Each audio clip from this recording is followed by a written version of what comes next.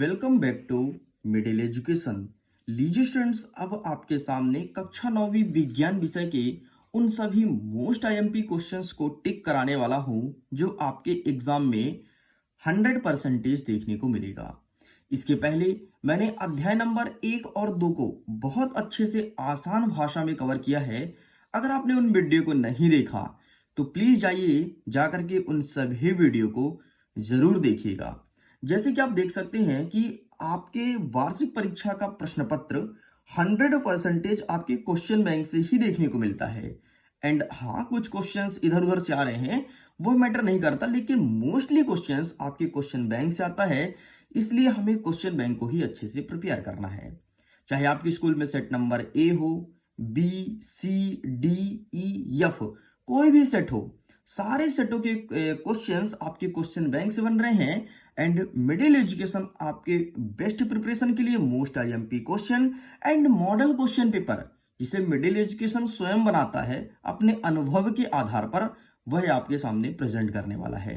जिस प्रकार से आप मेरे द्वारा बनाए हुए model question paper and most IMP questions को पढ़ के जाते हैं, एग्जाम में सबसे अच्छा स्कोर गेन करते हैं, ठीक उसी प्रकार से अब विज्ञान की बारी है। देखिए, जैसे मैं ओपन करता हूं तो हमें देखने को मिलता है सेशन 2023। एंड अगर जो नया है मैं बता देता हूं, 2023 और 24 का क्वेश्चन बैंक सेम है, कोई भी चेंजेस नहीं है। इसलिए हम 23 के क्वेश्चन बैंक से वीडियो को शूट कर रहे हैं। आप देख सकते हैं पहला अध्याय है हमारे आसपास के पदार्थ, 6 नंबर का प्रश्न पूछा आया था एंड मैंने कवर किया। सेकंड नंबर कहता है क्या हमारे आसपास के पदार्थ शुद्ध हैं, यहां से 7 नंबर का था एंड इसे हमने कवर किया। मतलब टोटल अभी तक हमने 13 नंबर का कवर कर लिया है। नेक्स्ट अध्याय है हमारा परमाणु एवं अणु, 7 नंबर का आएगा, 1 नंबर के 3 प्रश्न, 4 नंबर के 1 क्वेश्चन देखने को मिलेगा। तो अब हम इसे बढ़िया विस्तृत अध्ययन करने वाले हैं, एक एक चीज को समझेंगे आसान भाषा में, ताकि हमारे 1 नंबर भी कट ना हो। एंड जैसे ही कंप्लीट होता है तो इसके बाद परमाणु की संरचना 7 नंबर का यहां से आएगा, 1 नंबर के 3 प्रश्न, 2 नंबर के 2 प्रश्न। हमारी कोशिश रहेगी कि अध्याय 4 को भी कवर करें। तो चलिए सीधे हम फटाफट ओपन कर लेते हैं अध्याय नंबर 3, आपका जो परमाणु और अणु क्या कहता है। देखिए, अध्याय नंबर 3 ये रहा आपके सामने, देख सकते हैं। यहां से 1 नंबर के भी क्वेश्चंस आएंगे, तो सिंपल सा याद रखना, 2 या 2 से अधिक परमाणु का समूह क्या कहलाता है, तो तत्व कहते हैं। अच्छा, पहले परमाणु का मतलब आपको पता होना चाहिए और अणु का मतलब पता होना चाहिए।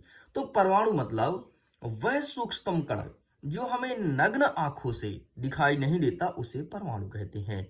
एंड अगर वही पार्टिकुलर जुड़ करके और हमारे आंखों से विजुअल होता है, दिखाई देता है, उसे अणु कहते हैं।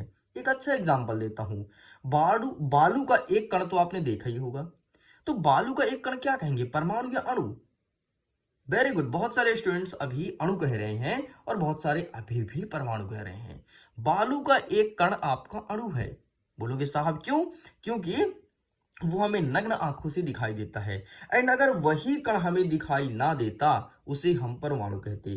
सपोज करो कि यहां पर जहां पर मैं वीडियो शूट कर रहा हूं बहुत सारा डस्ट है, एंड अगर डस्ट तुम्हारे आंखों से दिखाई दे रहा है, कितना भी छोटा क्यों ना हो, अगर तुम उसे देख पा रहे हो अपने नग्न आंखों से, वह अणु कहलाएगा। इस चीज को ध्यान रखिएगा। कई सारे परमाणुओं से मिलकर के एक अणु का निर्माण होता है, और जब हमें वह दिखना बंद हो जाए, विजुअल मत ना हो, तब उसे परमाणु कहेंगे। आपको पता है आपके आसपास इतने सारे जम्स होंगे जो आपको नग्न आंखों से दिखाई नहीं देते, अगर आप उसे सूक्ष्मदर्शी से देखेंगे तो आपको इतने खतरनाक तरीके से दिखाई देंगे कि आपको लगेगा कि हम यहाँ पर खाना रख के ना खाएं, जहां पर आप खाना रख के खाते हैं। ठीक है, तो खैर ये सब भगवान ने इसीलिए ऐसा बनाया है कि भाई हमें बहुत छोटे बारीक सूक्ष्म जीव और कण वगैरह दिखाई ना दें, ताकि हम जीवित रह सकें। और यकीन मानिए, अगर आपके इस आंखों से एक छोटे छोटे सूक्ष्म जीव और जीवाणु तक दिखाई देते, तो हम लोग का जीना दुर्लभ हो जाता। चलिए ठीक, तो मैं उम्मीद करता हूं अणु और परमाणु को थोड़ी सी मोटा माटी स्ट्रक्चर बना होगा आपके दिमाग में।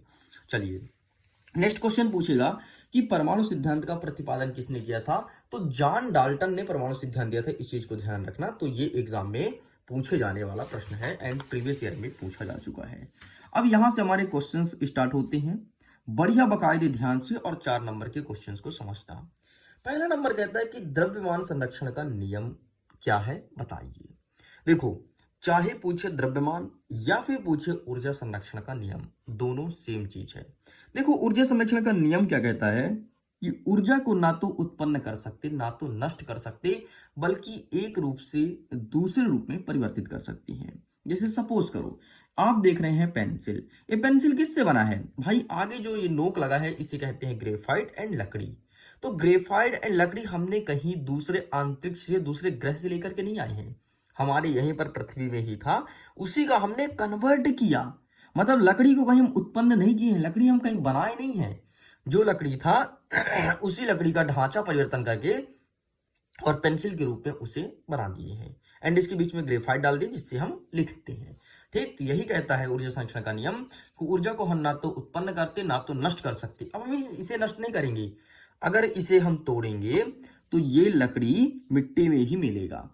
मेरे कहने का मतलब ये है कि अगर आज पृथ्वी का भार 10 किलोग्राम है और उसी 10 किलोग्राम भार में से कोई चीज उठा करके मैं बनाऊंगा तो पृथ्वी के भार में कोई अंतर नहीं आएगा, बस उसका स्ट्रक्चर बदलेंगे। जैसे पृथ्वी में जो मिट्टी पड़ी है, मिट्टी से मैं खिलौना बनाऊंगा तो मिट्टी रहेगी तब भी वजन उतना रहेगा, खिलौना बनाऊंगा तब भी वजन उतना रहेगा, क्योंकि खिलौने बनाने के लिए जो मिट्टी लगता है वो हम पृथ्वी से ही लेते हैं। मैं उम्मीद करता हूं अब आपको समझ आया होगा। तो यही कहता है द्रव्यमान संरक्षण का नियम और ऊर्जा संरक्षण का नियम एग्जाम में देखने को मिलेगा। आगे बढ़ते हैं तो नेक्स्ट कहता है स्थिर अनुपात का नियम एग्जाम्पल देकर के समझाना है।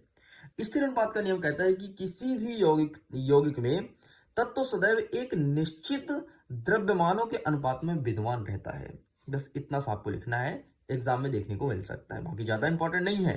ज्यादा इंपॉर्टेंट ये था ऊर्जा संरक्षण का नियम। एंड इसके बाद नेक्स्ट इंपॉर्टेंट क्वेश्चन है कि डाल्टन का परमाणु सिद्धांत आखिरकार कहता क्या है।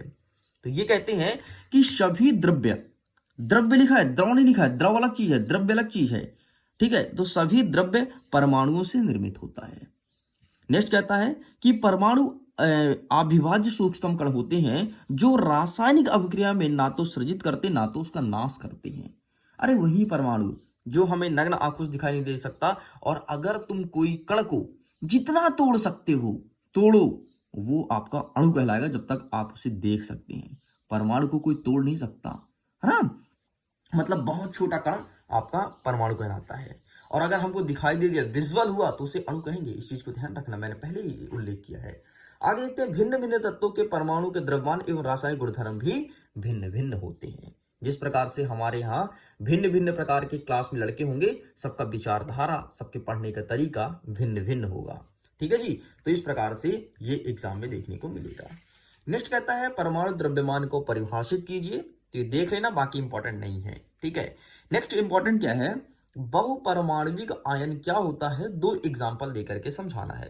तो सिंपल सा यार, ऐसा परमाणु जिसमें बहुत से परमाणु का समूह हो उसे कहेंगे बहुपरमाणविक आयन, ठीक है। चलिए आगे बढ़ते हैं। द्रव्यमान संरक्षण का नियम बताना है एग्जाम्पल देकर के। तो हमने पहले उल्लेख किया कि वही ऊर्जा को ना तो उत्पन्न कर सकते ना तो नष्ट कर सकते, एक रूप से दूसरे रूप में कन्वर्ट कर सकते, यही आपके द्रव्यमान संरक्षण का नियम कहलाता है। एंड फिर से रिपीट है, देखिए स्थिर अनुपात का नियम, डाल्टन का परमाणु सिद्धांत, तो ये सब मैंने अच्छे से उल्लेख कर दिया है।